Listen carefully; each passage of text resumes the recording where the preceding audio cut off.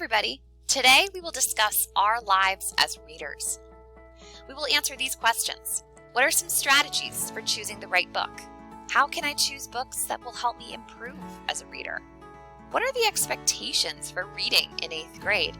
And what do I do if I just don't like reading? Now, before we talk about picking the right book for you and some of the expectations for reading in 8th grade, allow me to introduce you to an experiment. There are 3 students. Each of them reads different amounts at home. Student A reads for 20 minutes a day.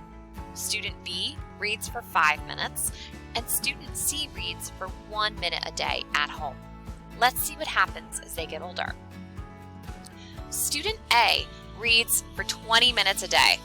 And by doing that, she learns more than 1 million words each year.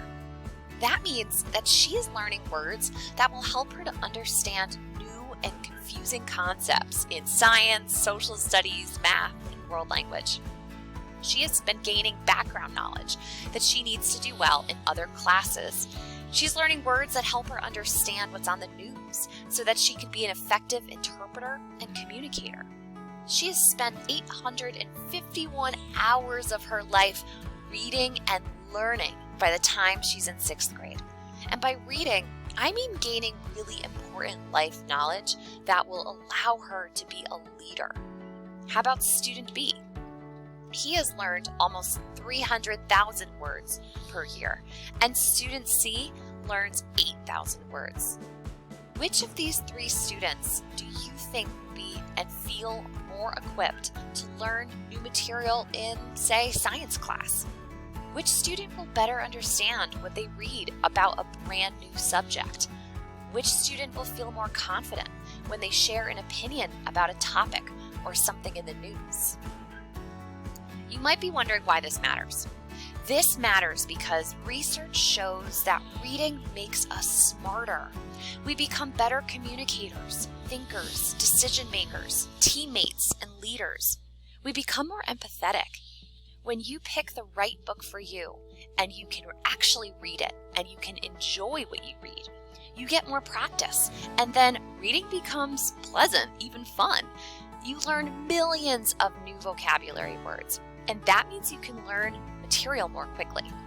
School becomes a place to learn instead of struggle, and you feel more motivation to learn about new things and to keep reading, and the cycle continues. With all this in mind, this starts by picking the right book. The right book for you will always be a book that you want to read. So start with your interests. Read a book by an author you've had success with before. For example, a lot of 8th grade students like the books by Alan Gratz. They start off with, say, Prisoner, I forget the number of the title, but Prisoner 380B or something like that.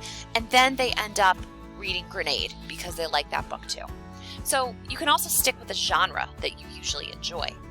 You can read about a topic that's in the news or that you're intrigued by, but the right book for you will always be a book you want to read, so start with whatever interests you the most.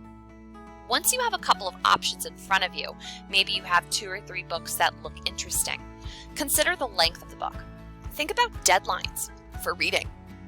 Think about reading requirements, such as reading 20 pages a day. Think about your personal schedule. Is this going to be a book that's just simply too long for you to read by the day you need to finish it? Or is this a time in your life when you have a lot more free time and you can read more? Then consider the difficulty of the book. Some books are just not right for where we are as readers. I experienced this past summer. I tried to read a book about history. As I got through a few pages, I realized that there were so many words and concepts coming up that I didn't know about, so I didn't have enough background knowledge to make it through the book at the rate that I wanted to. So I just swapped it out for a book that was a little more basic, a little more introductory. So then I got the background knowledge I needed to then go back to the more complicated book. A book that's right for you should take you between 60 and 90 seconds per page, so about a minute to read per page. So if it's taking you longer than that, chances are it has words that you don't really yet know or concepts you don't know, and it's going to be a book that's too challenging for you. You can also try the 5-finger test. You may have learned this in elementary school, but it's still a really good strategy. So as you read one page, count how many words you don't know or understand. If it's up to about 3 words, you might need some help reading that book, but it might still be a good choice. If you don't know or understand 4 or 5 of the words on that page, chances are you're going to want to start with a different book. So those are a few strategies for choosing the right book for you when it comes to independent reading. Here are some ways you can improve as a reader. Set a goal for yourself. Keep track to hold yourself accountable. This past year, I decided to keep track of the books that I read for the very first time in my life. That might sound a little weird coming from an English teacher. In doing this, I discovered that I read 46 books in 1 year. Once I started keeping track, and I kept track on a note on my iPhone, I was then motivated to read more. So then I set a goal for myself for this year to read 52 books. That's a book a week. And I really believe that the only reason I'm on track to actually meet my goal is because I'm tracking it and keeping myself accountable. Another strategy is to make reading social. Get yourself an accountability partner. There's a reason why book clubs have stood the test of time. Read the same book as a friend, or create a challenge with someone in your class, or even your teacher. Dare me to read a book that you want to read. It'll be a great way for me to add to my goal of reading 52 books this year. Here are some of the expectations in 8th grade, and keep in mind that these expectations are designed to set you up for success. Think about that chart that I showed you before, about how reading for 20 minutes a day can really impact your success in the long term. So with that in mind, in 8th grade, we ask you to read 20 pages a day because a Just Right book will take you about a minute or so to read 1 page. If you are enrolled in Advanced English, we are asking you to read 25 pages a day. Note that the key here is that you're reading a book that is right for you. So if you're struggling to read 20 pages in about 20 minutes, and that's a focused reading, okay, be honest here, then we should talk about finding you a different book. Another big part of 8th grade and reading expectations is writing reading logs. In our class, we ask you to write a log every other week. It's a paragraph about whatever book you're reading. We're going to cover those details another day.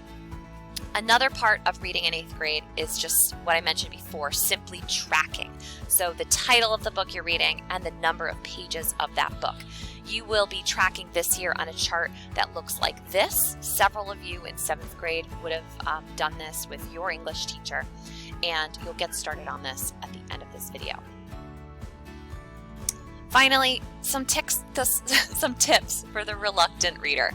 If you're someone who doesn't like to read, first, I want to recognize that that's okay. As your English teacher, I want to help you pick books that you'll enjoy, especially now that you know that reading is really good for you and your brain. My first tip for you would to be really aggressive about finding books that pertain to your interests. Do you like lacrosse? Chances are you can find a memoir about a lacrosse player. You can find a historical fiction book about athletes that's set in, say, the 1940s or 50s. And there will be hundreds of nonfiction books about the sport and the people that play it. Now, not every genre will meet your needs. I'm not sure how lacrosse plays into fantasy or dystopia. Maybe you'd like Harry Potter because of the Quidditch, although it's not necessarily lacrosse. But that's where you're brave enough to just meet the challenge and try a genre. But if you're a reluctant reader, if you don't really love to read, start by finding books that feature your interests. It's also going to be really important for you to choose books that don't require background knowledge that you don't already have. Most of the time, if we don't like a book, it's because we can't understand it. It's just not right for us. We can't understand it because we're missing chunks of information that would allow us to make sense of ideas. For example, if you're given the choice between several books about the Revolutionary War, and later on this year in 8th grade you will, and you don't remember anything about the Revolutionary War from 5th grade, you might want to start with a choice that is more of an overview of that time period, such as The Secret Mission of William Tuck, versus one of our choices that zeroes in on some more specific parts of the Revolutionary War, like in Sophia's War. So today we covered some strategies for choosing the right book. Consider interest, length, and challenge. How to improve your reading by tracking it and making it social with a partner or a book club. We covered the expectations for reading in 8th grade, where you'll read 20 pages a day. You'll update a tracker to keep track of the pages that you read, and every other week you'll write a reading log. More details about that to come. And finally, some tips for people who don't like to read. So there you have it. That's your life as a reader.